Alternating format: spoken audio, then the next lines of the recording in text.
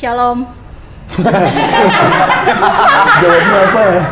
Shalom apa jawabnya? Shalom. Ini nggak ada yang jawabin nih Shalom. Oh iya, nggak apa-apa, nggak ada hukumnya dijawab atau enggak. Oh iya. Aduh, lega. Udah lupa. Perkenalkan, saya Priska Barusego dan saya Katolik garis keras. Buat yang belum tahu, Katolik itu agama yang jumlah sekolahnya lebih banyak dibanding jumlah rumah ibadahnya. Waduh, iya lagi. Aduh. Serius, jumlah sekolah Katolik itu lebih banyak dibanding jumlah gereja Katolik. Oh ya, buat yang belum tahu juga, orang Katolik ibadahnya di gereja ya. Gereja, tahu gereja? Tahu. Bangunan yang sering disegel karena alasan perizinan.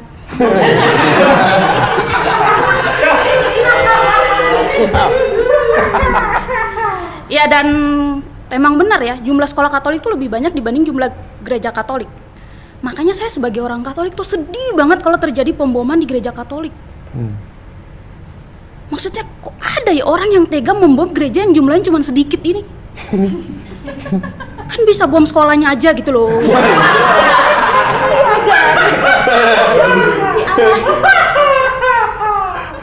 Nggak, maksudnya gini, logikanya gini. Di dalam gereja Katolik itu sudah pasti semua isinya orang Katolik. Kalau terjadi pemboman kemudian ada korban, yang jadi korban sudah pasti semuanya orang Katolik. Kalaupun ada korban yang bukan Katolik, ya paling si pelaku bomnya. Aduh.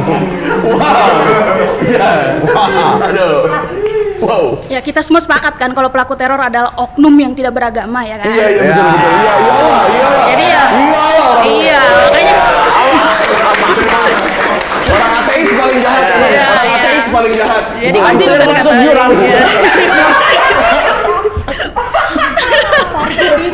Aduh, tekanannya gila ya di sini. Kan udah ketan deh, kayaknya suara lu kecil. Oke. Itu kalau pembomannya terjadi di gereja Katolik. Tapi kalau pembomannya terjadi di sekolah Katolik, kemudian ada korban, kemungkinan besar yang jadi korban nggak semuanya orang Katolik. Betul. Karena yang sekolah di sekolah Katolik nggak harus Katolik. Tidak semuanya orang Katolik yang sekolah di sekolah Katolik. Karena syarat untuk di sekolah Katolik nggak harus Katolik. Yang penting mampu. Aduh, iya lagi mahal. Serius, saya dari kecil Katolik dan pengen sekali sekolah di sekolah Katolik tapi nggak pernah kesampaian. Dari sini kalian tahu ya kenapa saya lebih memilih sekolah yang dibom. Motifnya hanya iri ya. Serius, saya iri banget sama orang-orang yang bisa sekolah di sekolah Katolik, apalagi kalau dia bukan Katolik gitu. Contohnya kayak Pak Sandiaga Uno. Serius, Pak Sandi itu SMA-nya sekolah di sekolah Katolik loh. Kemarin pas jadi cawapres aja baru dia nyantri. Iya kan, ada beritanya. Ada. Dia waktu pas jadi cawapres sempat nyantri kayak pesantren kilat gitu katanya. Cuman ya namanya orang mau cari ilmu ya bebas ya, di mana aja, mau cari suara juga bebas kan.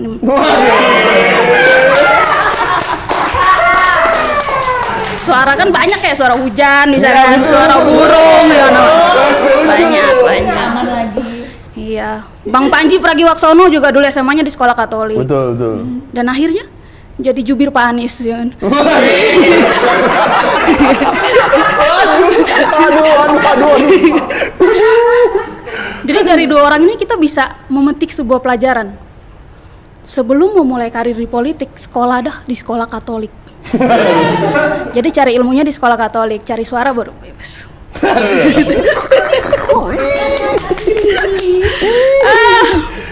Ini nanti aku preview boleh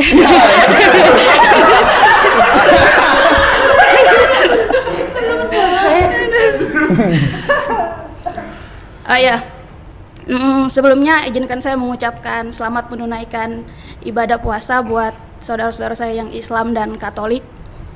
Ya, karena faktanya tahun ini puasanya Katolik sama puasanya Islam tuh bebarengan. Oh, barengan. Iya, tahun ini bebarengan gitu. Jadi buat info aja, orang Katolik juga saat ini lagi menjalani masa pantang dan puasa menjelang Paskah. Info aja sih, kalau nggak penting skip. Ya. Dan saya sebagai orang Katolik, saya senang banget loh. Tahun ini puasanya tuh beda, bisa bebarengan kayak gini, beda banget rasanya. Karena akhirnya setelah sekian lama saya baru merasakan menjadi umat yang berpuasa sambil nontonin warung makan digerebek. Biasanya saya nggak pernah ngerasain kayak gitu, puasa saya nggak pernah, kayak kita puasanya hening-hening aja gitu, nggak ada yang heboh gitu. Baru tahun ini kita puasa sesuai SOP gitu. Kayak, iya ini baru puasa yang SNI banget gitu loh, baru tahun ini. Iya, jadi saya senang gitu, senang banget, happy banget gitu kan. Dan ya gitulah resikonya kita kalau berpuasa nggak ada yang tahu gitu kan. Saya juga tahun-tahun sebelumnya kalau saya puasa tuh nggak ada yang tahu kalau saya puasa gitu kan. Makanya sering banget teman-teman saya tuh makan dan minum seenaknya depan saya. Untung iman saya kuat tuh.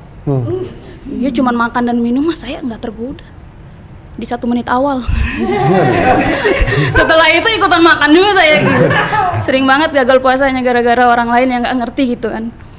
Cuma dia jadi orang yang agamanya, tradisi di agamanya tuh nggak diketahui banyak orang tuh emang agak sulit gitu. Saya pernah lagi makan berdua sama teman saya, dia non Katolik, dan pas lagi Non Katolik. agak asing ya, nggak cocok gitu ya. Ya jadi dia bukan Katolik gitu kan. Terus pas mau makan, saya tuh berdoa sebelum makan dan saya tanda salib. Pas saya tanda salib dia marah. Pris, nggak usah bercanda deh, masa mau makan aja selebrasi gol segala, ngapain gitu.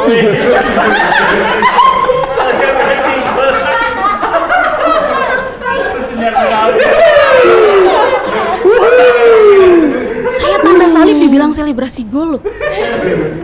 Padahal sebagai orang Katolik sebelum makan kita berdoa tanda salib tuh wajar banget, wajar gitu loh. Kalau dia mau marah pemain bolanya sana. Ngapain mereka selebrasi gol pakai doa makan?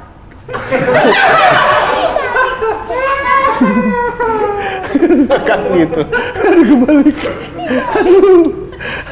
Dan sebagai seorang Katolik garis keras, beberapa tahun yang lalu saya pernah kerja di toko hijab. Keras. Demi Allah, saya kerja di toko hijab dan menurut saya semenjak saya kerja di toko itu, pelan-pelan kayak toko itu berubah jadi museum toleransi begitu. Iya, jadi di luar toko tuh ada tulisan yang besar sekali, Pusat Fashion Hijab. Buka pintu masuk toko yang sambut saya, perempuan berkalung salib. Sista-sista hijabers keliling toko cari barang yang mereka mau beli sambil saya iringi lagu rohani. Dalam Yesus kita bersaudara.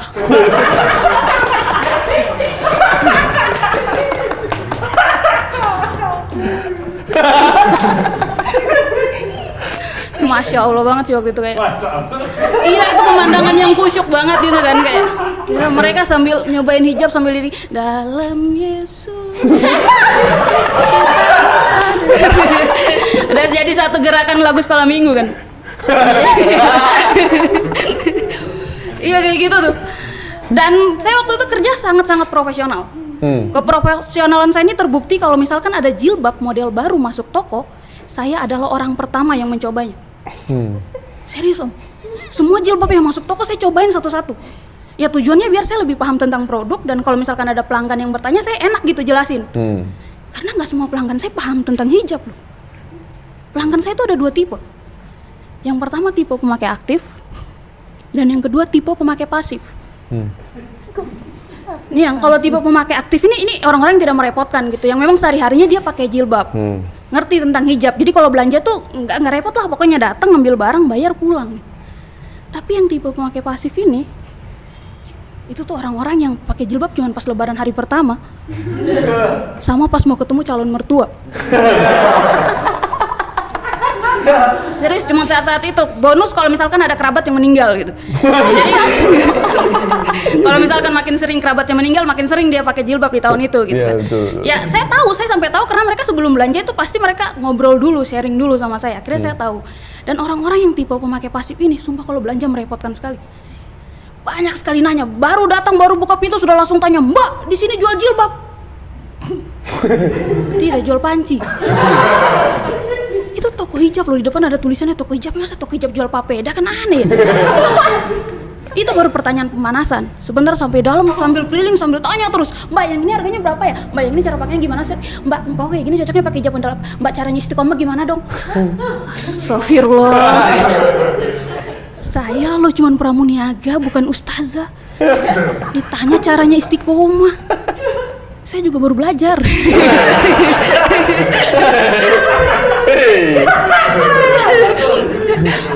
Ya sih, ya gitulah namanya kita kerja kan, pasti ada resikonya, ada apanya. Pelanggan juga yang nggak semuanya asik gitu kan.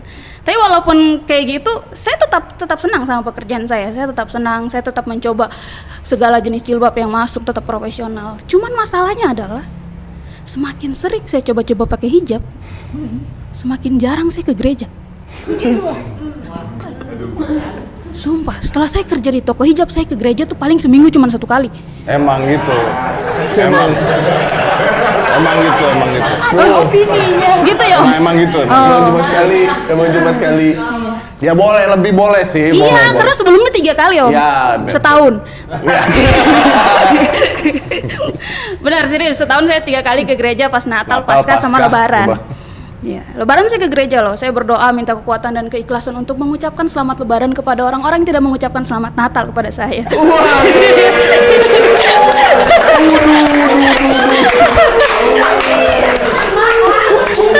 Kenceng banget ya. Aduh. Ternyata nggak balas dendam itu sulit loh. Kayak nggak ada tuh lempar batu dibalas kapas, nggak ada, kayak sulit loh. Serius. Tapi memang benar, resikonya adalah saya jadi jarang ke gereja karena itu kan toko, jadi justru pas weekend kita harus kerja gitu. Tapi waktu itu ya saya ikhlas aja gitu, nggak apa-apa, saya merelakan ibadah saya asal ukti-ukti sekalian bisa menutup auratnya dengan baik. Serius, saya waktu kerja di toko hijab saya ngerasa kayak aurat orang Islam tuh tanggung jawab saya gitu loh. Bagus. Saya ngeliat perempuan muslim kalau tidak pakai hijab tuh saya merasa bersalah gitu. Ini saya yang kurang diskon atau apa ya? Iya gitu, merasa bersalah, ada tanggung jawab besar gitu di dalam diri saya gitu. Sangat. Waktu itu memang ya. Tapi ya namanya kerjaan ya. Tapi walaupun begitu kayak saya tuh tetap menikmati pekerjaan saya walaupun saya nggak ke gereja atau apa, saya tetap menikmati pekerjaan saya sampai teman-teman saya bilang, "Pris, kau lo hebat. Bukan Islam tapi mau kerja di toko hijab."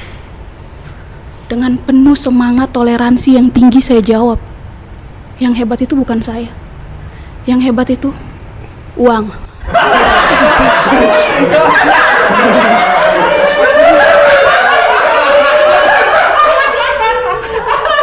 Iya, karena kalau tidak dibayar pakai uang saya tidak mau kerja di sana. Benar. Taruhannya terlalu besar loh. Iman. Serius. Awal-awal saya kerja di sana saya lihat jilbab tuh biasa saja, ya jilbab udah kain gitu. Tapi semakin lama saya kerja di sana, semakin hari kok saya lihat jilbab nih semakin indah. Apalagi pas saya coba pakai loh, kok nyaman. Kayak di sini tuh ada perasaan damai yang kayak sebelumnya saya tidak pernah rasa gitu. Serius. Akhirnya saya pikir ini ada yang beda nih dari diri saya, ada yang beda. Akhirnya saya memutuskan untuk resign. Serius, maaf sekali saya harus resign karena daging babi terlalu enak.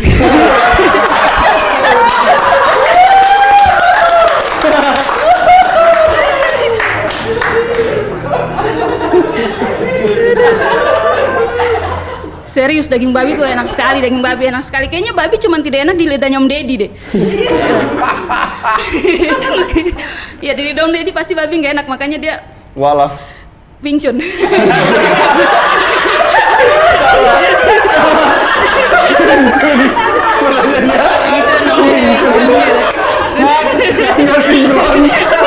sinkron tuh. Kenapa tuh?